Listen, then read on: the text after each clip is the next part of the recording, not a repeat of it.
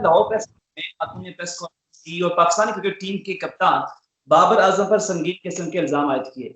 उसके बाद जो है वो काफी क्रिकेट टीम में भी हलचल मची हुई है और पाकिस्तान में भी इस खबर को लेकर काफी हलचल मच गई है।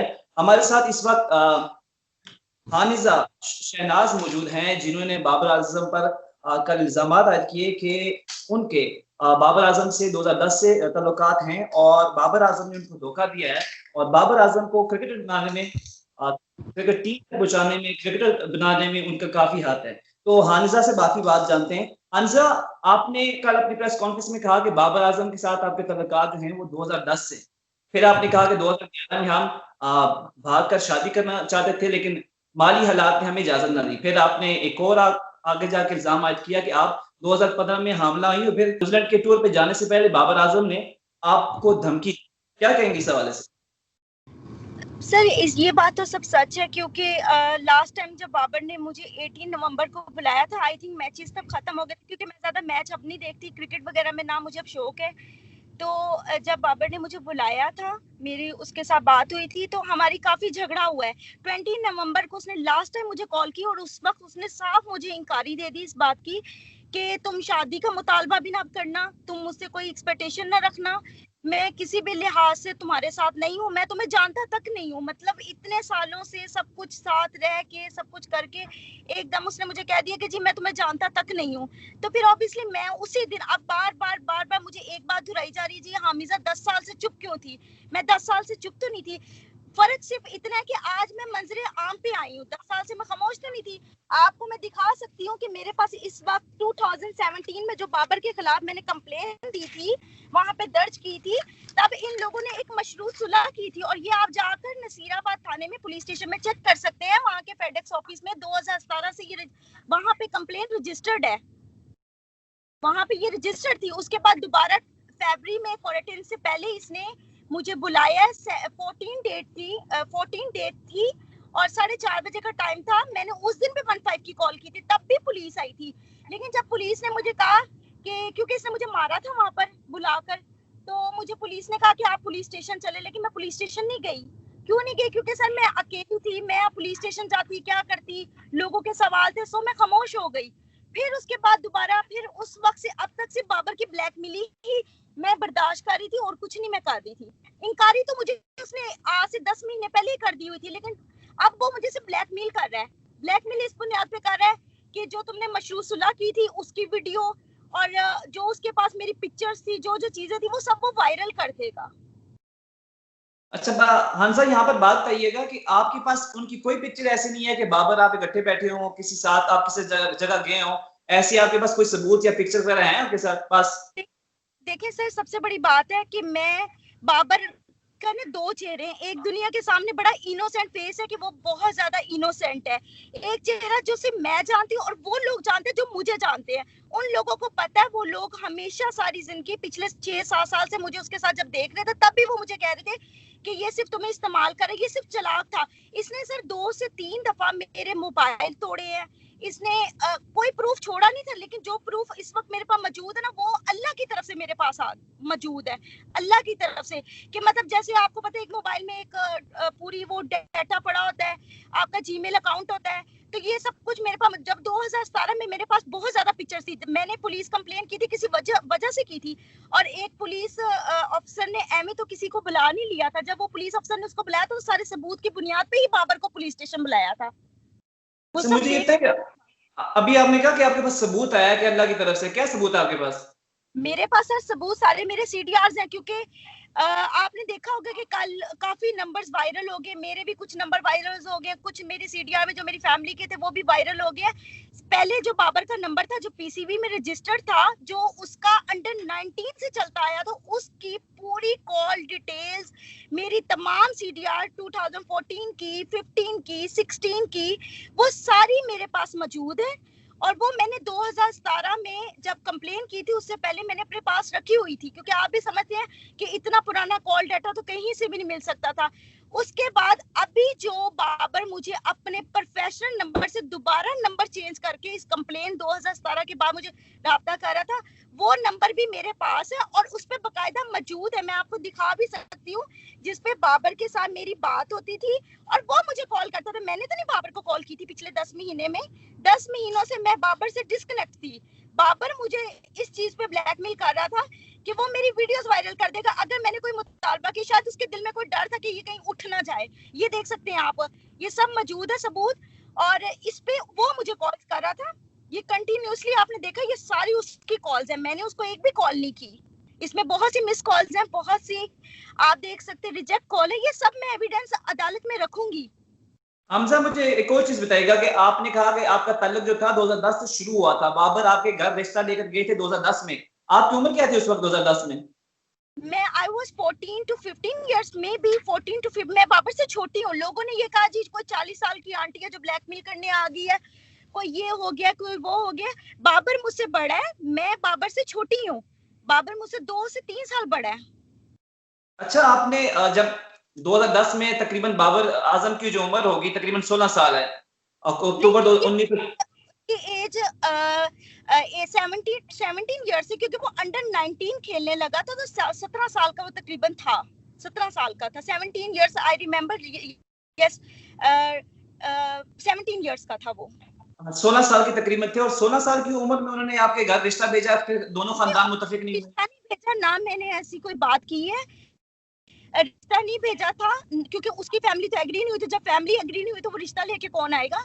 मैं झूठ नहीं बोलूंगी, मैं ना किसी बात को डिनाई करूंगी, ना मैं अपने बयान बदलूंगी। बाबर और मैं, हम लोग आपस में, बाबर ने मुझे मेरे घर आके एज अ बीइंग फ्रेंड वो मेरे घर आता था, क्योंकि मैं he was my class fellow. तो जब वो मेरे घर आता था तो उसने मुझे प्रपोज किया था कि आई लाइक यू, जैसे कॉमनली लड़का लड़की एक दूसरे को पसंद करते हैं, उसने मुझे इस बुनियाद पे पसंद किया था। फिर जब मैं और बाबर, उसके बाद काफी देर तक, कोई 7-8 महीने तक हमारी बातें कॉल पे होती रही, क्योंकि मेरे पास मोबाइल नहीं था। मैं जो बात करती थी, मैं अपनी मामा के नंबर से बात करती थी, और मैं बाबर के साथ कांटेक्ट करती हूँ। ऑब्वियसली मेरी मदर को जब पता चला, मैंने बाबर को बताया, मेरी मॉम को पता चल गया। मेरी मॉम ने क्या किया कि मुझे थोड़ा सा रिस्ट्रिक्शन मेरे पे की। बाबर ने, मैंने कहा कि आप अपनी फैमिली को बता दो, मैं अपनी फैमिली को, मैंने अपनी मॉम को बताया, और मेरी मॉम, मेरे घर से भी इनकार हो गया, बाबर की फैमिली ने, कि उसके फादर ने भी इनकार कर दिया, क्योंकि जो बाबर के फादर थे ना, वो उस पर बहुत ज्यादा प्रेशर, ऑब्वियसली हर बाप करता है, उसके फादर का कुछ एक्स्ट्रा ऑर्डिनरी उसके ऊपर था। तो हानिसा, एक और चीज कहेगा कि आप जब दोनों ने आपने फैसला किया कि हम घर से भाग कर शादी करेंगे, फिर आपने शादी तो नहीं की लेकिन आप घर से भागे रहे, बकौल आपके, ये 2011 की बात है, तब आपकी बकौल आपकी उम्र 15-16 साल होगी और बाबर की 16-17 साल होगी। उस वक्त आपने ये नहीं सोचा होगा कि हम ये अभी हमारे पास कुछ है भी नहीं, हम कहाँ जाएंगे? देखिए, जब इस तरह की एज होती है ना, तो इंसान इस तरह की चीजें, आई डोंट थिंक सो, कोई भी शख्स हो, मैं नहीं, कोई भी शख्स हो, सोचता नहीं है। लेकिन मेरी ये हिम्मत थी कि मैंने एक अच्छी अक्लमंदी ये दिखाई थी कि मैंने खुद स्ट्रगल किया था, और वो मैं करती आई थी टिल 2017 तक। मैं खुद स्ट्रगल करती रही हूँ, खुद जब तक मैं उस घर में रही हूँ। मैं आपको देखिए, ऐसे तो कोई किसी पे इल्जाम नहीं लगाता, मैंने आपको बताया है कि आप उस अहले इलाके में जाकर देख सकते हैं, पूछ सकते हैं, आप वहां पे क्रॉस वेरिफिकेशन कर सकते हैं कि यहाँ पर जो घर लिया था वो बाबर आजम ने क्या क्या कि इस लड़की को यहाँ पे इतनी देर रखा है इस घर में, और क्या मतलब उनके, तो वो खुद बताएंगे इसने बतौर बीवी रखा था, क्योंकि हम लोग, मेरे पास तो आईडी कार्ड भी नहीं था। आपने आई थिंक देखा होगा, मेरा एक मेरा आईडी कार्ड भी वायरल हो गया। मेरा तो आईडी कार्ड भी नहीं था, मेरा तो 2017 तक आईडी कार्ड नहीं बना हुआ था। हानिसा, हानिसा, यहाँ पे रुकिएगा। आपने कहा कि जब हम घर में गए तो उन्हें जो अहले इलाका थे, अहले मोहल्ला थे, हमें घर में रहे, तो बाबर की उम्र तकरीबन लगभग 17 साल होगी, तो मोहल्लेदारों ने आपको घर रेंट पे दे दिया उस वक्त? दोनों के शनाख्ती कार्ड उस वक्त नहीं बने होते, 18 साल की उम्र में शनाख्ती कार्ड बनता है। जी जी, बाबर का बना हुआ था, मेरा नहीं बना हुआ था। बाबर का था उस time ID card, I think नहीं, आई एम डैम श्योर कि उसका उस टाइम आईडी कार्ड था। वो इस तरह हुआ था कि जब अहले इलाके के लोगों ने तो नहीं पूछा, लेकिन वो ऑनर जो थे ना, वो, दरअसल बात ये थी कि जिस घर में मुझे बाबर ने ठहराया था, उसके साथ वाली गली में तो बाबर का अपना घर था, और सारी दुनिया जानती थी कि ये बाबर, ये फलां का बेटा है, फलां जगह पे रहता है, इसलिए बाबर को किसी ने ज्यादा सवाल ही नहीं किए। यहीं पे एक और रुकिएगा कि आपने कहा साथ वाली गली में उनका अपना घर था, तो बाबर के घर वाले कभी आप उनको ढूंढने नहीं आए, या आपको ढूंढने वाले आपके घर वाले नहीं आए कभी? नहीं, मेरे घर वाले देखिए, मैंने कल भी एक प्रेस कॉन्फ्रेंस में बात की थी कि जब बेटी की बात आती है, आप भी इस चीज को समझते हैं, तो इस तरह के बातों पे जो माँ बाप होते हैं ना, वो ज्यादा बात को कवर ही करते हैं कि हमारी बेटी की इज्जत ना उछले। मेरी मदर ने मुझे कांटेक्ट नहीं किया क्योंकि मेरे पास मोबाइल नहीं था, लेकिन उसके बाद मैंने अपनी मदर को कांटेक्ट किया और मैंने यही कहा था कि मैंने शादी कर ली हुई है। फिर वो खामोश हो गई थी, वो कुछ नहीं बोली थी। लेकिन बाबर की फैमिली को पता था कि ये यहाँ पर जाता है, यहाँ पे रहता है, ये क्या कर रहा है। उसकी फैमिली ने क्यों नहीं पूछा, ये तो अब वो आप उनसे पूछ सकते हैं, मैं तो उस चीज का जवाब नहीं दे सकती। लेकिन अलबत्ता उसके बड़े भाई को, उसके छोटे भाई सफीर को, उसके कजन आदिल, कामिल, सब मेरे घर में आते थे, सब अच्छा, आते कोच थे। बताइएगा, आप खेल में कि बाबर आजम ने किस उम्र में डेब्यू किया और कब किया? 2014 पहले तो वो अंडर 19 मेरे सामने खेलना उसने स्टार्ट की थी। अंडर 19 का वो कैप्टन भी बना था। उसके बाद 2014 में एग्जैक्टली आई थिंक उसने पाकिस्तान ए खेला था, जब उसका अच्छी तरह लोग उसको पहचानना शुरू हो गए थे। जब हम बाहर निकलते थे तो लोगों ने उसको पहचानना शुरू हो गए थे। तो 2014 में ये टाइम आया था जब बाबर का मेरे से बिहेवियर आस्ता आस्ता चेंज होने लग गया था। अच्छा हंसा, यहाँ पे रोकिएगा। बाबर ने जो उनकी बायोग्राफी है, जो फैक्ट्स हैं, बाबर ने डेब्यू किया अपना फर्स्ट क्लास करियर, जो मैच स्टार्ट किया 2010 में जरिए तरक्याती बैंक के खिलाफ उन्होंने पहला अपना मैच खेला।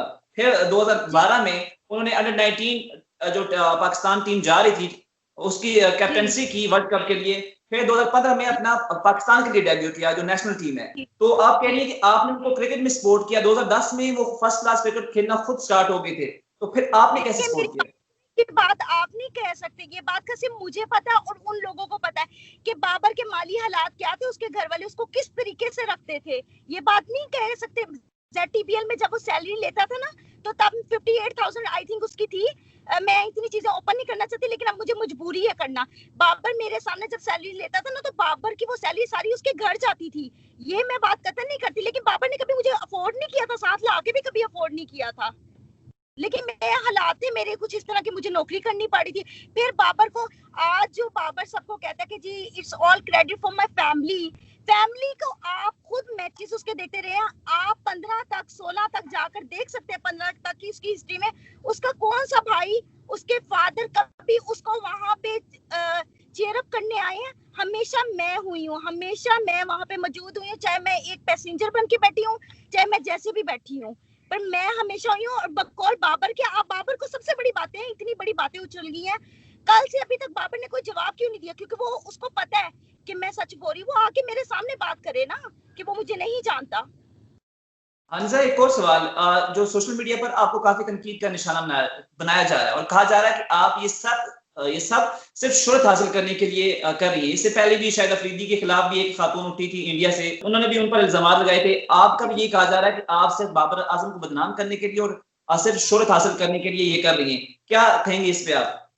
देखिए, सबसे बड़ी बात है, कल मैं पढ़ रही थी, लोग कहते थे जी इसको इंडिया ने भेजा हुआ है। ये है बेसिकली, पहले तो एक चीज कंफर्म कर दूं कि मैं पाकिस्तानी हूँ, मैं लाहौर में ही पैदा हुई हूँ और मैं मुस्लिम हूँ अल्हम्दुलिल्लाह। दूसरे नंबर पे शोहरत मैंने किस चीज की हासिल करनी है? सबसे बड़ी बात ये, मुझे कोई जरूरत ही नहीं शोहरत हासिल करने की। आपको मैं ये बात यहाँ पे क्लियर करती जाऊं, मुझे नहीं पता किसी के क्या स्कैंडल खुले क्या नहीं खुले। कभी भी कोई भी खातून, दुनिया की कोई भी खातून यहाँ पे इस प्लेटफॉर्म पे आएगी तो किसी मजबूरी के तहत आएगी। शोहरत के लिए कौन औरतें आती होंगी मुझे नहीं मालूम, मैंने यहाँ तक नहीं आना था। तीन दफा पहले भी मैं पुलिस के पास गई। आज यहाँ पे मंजरे आम आने की वजह सिर्फ और सिर्फ ये थी कि पुलिस ने मेरी बात नहीं सुनी थी, क्योंकि वही बात आ जाती। बाबर आजम स्टार होगा, no doubt, he is a very brilliant player right now, लेकिन अब मुझे कह रही थी 10 साल बाद आपको होश है। ये 10 साल बाद तो नहीं आई, मैं पहले आई थी। आज तुम कप्तान बन के क्यों आई हो? कप्तान हो, मैं उसकी रिटायरमेंट पे आती कि जी बाबर ने मेरे साथ ये किया है।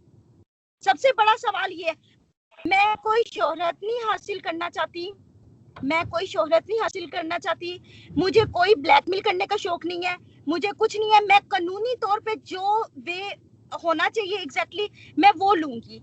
मैं किसी किस्म की किसी को ब्लैकमेल नहीं करना चाहती। यहाँ पे रुकिएगा।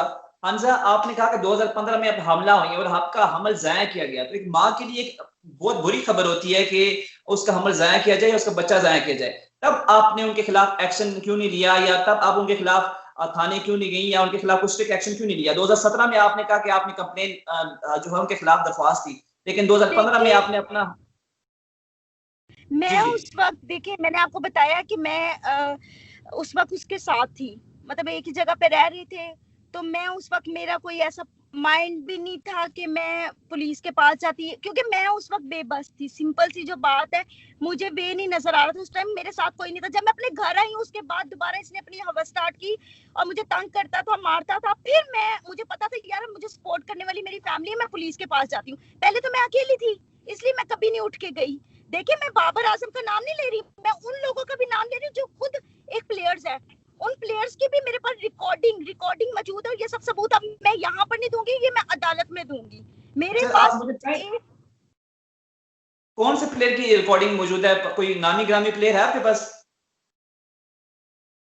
मेरे पास बिलावल भट्टी है, ठीक है, उनको मालूम है कि बाबर आजम के साथ मैं बतौर मंगेतर, जो प्लेयर्स थे उनको बतौर मंगेतर कहता था, जो बाहर के लोग थे उनको बतौर बीवी कहता था। सबसे बड़ी ये मतलब मुझे, मैं इस चीज को कभी नहीं डिनाई करूंगी कि बाबर ने कभी मुझे ये बात कही है कि क्या नाम है आप मेरी बतौर गर्लफ्रेंड, मुझे कभी ना मैंने सुना है ये बात, सुनी थी बाबर के मुंह से, ना मुझे मालूम है। ठीक है, हमेशा उसने बतौर मंगेतर बतौर बीवी ही मुझे सबके सामने शो किया है। अच्छा, आपने कल कहा उस्मान कादर भी गवाए हैं, जी, आप एक और उस्मान नाम लिए, कादिर बिलावल एक्चुअली वो भट्टी का नाम ले लिए। एक्चुअली वो जो जगह थी ना, वो उस्मान कादिर की ही जानने वाली थी, क्योंकि बाबर को ऐसी चीजों का इल्म नहीं था। बाबर, ये भी एक मतलब स्टोरी थी जो बाय डिटेल जो है वो मैं अदालत के सामने बताऊंगी कि how to start and how to ending. लेकिन इसका जो मेन जो ये पॉइंट जो था ना, ये उस्मान कादिर का था जानने वाला। ये जिस जगह पे ये लोग लेकर गए हैं, बाबर की वो जानने वाली जगह नहीं थी, वो उस्मान कादिर की जानने वाली थी। और इसके तायाबू के बेटे कामिल अकरम थे, इसका छोटा भाई सफीर आजम था, और दूसरे नंबर पे नवीद एक प्लेयर था जो इनके साथ खेलता था, ये एनसीए में और वहादत रोड पे एक ग्राउंड थी। तो ये लोग मुझे वहां पर लेकर गए थे। सर, मुझे एक और चीज बताइएगा कि आपने कहा था 70 लाख सूद आप पे चढ़ा, आपने बाबर को सपोर्ट किया, तो सूद जी कैसे अदा किया आपने? 70 लाख कोई मामूली रकम नहीं होती, आपने कैसे सूद अदा किया वो, सर, और सूद कहाँ इस से लिया तरह, था? मैं आपको बताती हूँ सर, सूद दरअसल इस तरह हुआ था कि जब आपको पता है कि इंसान की इनकम थोड़ी हो और उसके शौक बड़े हो, तो फिर ऑब्वियसली वो कहीं ना कहीं फंस जाता है। आप भी इस चीज को तस्लीम करते हैं। बाबर जब आईफोन 4 आया था, बाबर ने कहा जी मुझे आईफोन 4 लेना है। आईफोन 5 आया, आईफोन 6 के बाद 6 प्लस की सीरीज स्टार्ट हुई थी। पहले तो 4 और 5 ही था, जो मुझे इल्म है, मुझे इन चीजों का ज्यादा नहीं है। तो मेरे पास जब पैसे नहीं होते थे, जब मेरा ऐसा कोई नहीं होता था, तो मैं ये करती थी कि इंस्टॉलमेंट में ले लेती थी। उस चीज के भी एविडेंस मैंने कल भी दिखाए थे। और इस वक्त थोड़ा सा ना नीचे गिर के पेपर्स तो उठाते हुए इशू होगा। तो आईफोन 4, 5, 6 प्लस, 7 प्लस, 8 प्लस, इस तरह कंटिन्यूसली जितनी सीरीज थी ना, सारी ही मैं इंस्टॉलमेंट पे खरीदती थी। एक काफी अच्छा अदारा है, और वो लीगली तौर पे कोई 2 नंबरी नहीं है, वो काफी बड़ा अदारा है। 120 से प्लस उनकी ब्रांचेस है पूरे पाकिस्तान के, अल फजल वाले। आप वहां पे जाके चेक कर सकते हैं कि मेरे और मेरे मुलाजमों के नाम पर, जो मेरे मुलाजम काम करते थे, उनके नाम पर, जो मेरे पार्लर का मुलाजम था, उनके उसके और मेरे नाम पर कितने ज्यादा वहां पे मोबाइल्स निकाले गए। और वो मोबाइल सारे मैंने वहां से आई नंबर निकाले, और मैं इस बात को चैलेंज करूंगी कि इसमें सारी सिम्स बाबर की चलती रही हैं। तो वो सूद ऑब्वियसली 4,000 की चीज आपको 10,000 की मिली, 10,000 की चीज आपको 20,000 की मिली। तो इस तरह मेरे पे बहुत ज्यादा ये भी बर्डन था। लेकिन अल्हम्दुलिल्लाह, शुक्र है, मुझे आज उन पैसों के लिए मैंने रोला नहीं डालने आई यहाँ पर। वो मैं सिर्फ एक बात क्लियर कर रही कि इस बंदे की इस हद तक फितरत थी, इस हद तक इसने मेरे साथ ज्यादती की है कि इसने मुझे सूद तक चढ़वा दिया था। हाँ जी, एक और चीज बताइएगा, आपने कहा कि बाबर आजम ने आपको न्यूजीलैंड टूर से जाने से पहले आपको धमकियां दी, जान से मारने की, जी, आप इस बात पे अभी तक कायम है? क्या धमकी दी आपको, कैसे धमकी दी धमकी, सर? सर धमकी ये दी कि मेरे पास ना, मुझे उससे तकरीबन 3-4 दिन पहले, एग्जैक्टली डेट तो मोबाइल के ऊपर लिखी है क्योंकि उसने जब मुझे कॉल की थी वो उस पॉइंट पे लिखी है। इसने मुझे बुलाया था गुलबर्ग में, राइस बाउल के पास, मैं गई हूँ। तो सबसे पहले तो इसने मेरा मोबाइल छीना है, मोबाइल छीन के उसको तोड़ा। वो मोबाइल भी मेरे पास मौजूद है। तो उसने तोड़ा इस तरीके से था कि शायद मेरे पास कोई एविडेंस नहीं रहेगा, लेकिन वो, मैंने आपको पहले बताया कि मैंने बतौर स्क्रीनशॉट ही दिखाए हैं। वो स्क्रीनशॉट मैंने अपने मोबाइल में सारे सेव कर लिए। तो लोगों ने ये कहा जी तैयार किए होंगे। जिसने मैसेजेस तैयार करने होते हैं ना, वो 2-3 नहीं तैयार करता, वो पूरी फिर 1,000 की तादाद में तैयार करता, सबूत तैयार करने हैं ना खुद। तो फिर ये हुआ था कि बाबर ने मुझे ये धमकियां दी थी, उन मैसेजेस के ऊपर भी आप पढ़ सकते हैं कि तुम्हें मैं देख लूंगा, अगर तुमने कुछ किया तो तुम्हारा मैं हशर कर दूंगा। इवन दैट बाबर ने फरवरी में मुझे ये भी बोल दिया था, शायद उसको कि मतलब शायद मैं इसको जान छुड़वाने के लिए कुछ ना कुछ लेन देन कर लूं, इसको दे दूं या कुछ ऐसा लेकिन बाबर कुछ मुझे दे नहीं सकता। वो खुद आज भी पैसों का रवादार, स्टार वो सिक्सन नाम का है, क्रेडिट कार्ड जेब में इस्तेमाल करने की उसको इजाजत नहीं है। इतना तो उसके ऊपर उसकी फैमिली का प्रेशर होता है।